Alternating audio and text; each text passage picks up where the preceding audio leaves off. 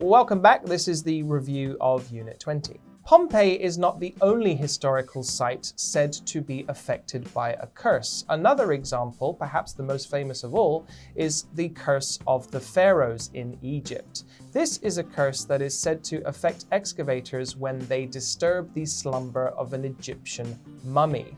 One such example was when King Tutankhamun's tomb was excavated in Egypt many years ago. Not only did this affect the excavators, but apparently it also disturbed an excavator's dog. Slumber.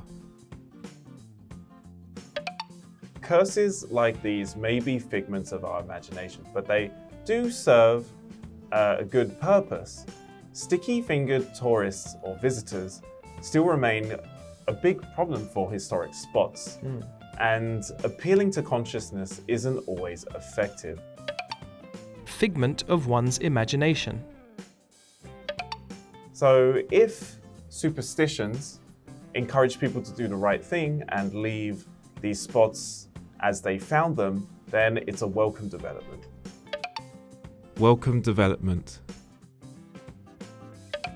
I want you to imagine that somebody finds an artifact at an ancient historical site and they decide to pocket that artifact and keep it as a souvenir. Would you regard that as stealing?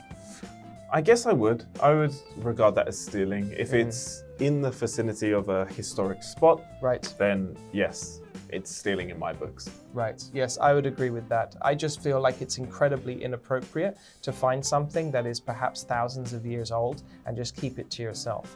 I mean, think about it. You're probably going to live, if you're lucky, 80 or 90 years. What happens to that artifact then? Are you just going to pass it down the generations? What was the last archaeological site that you visited?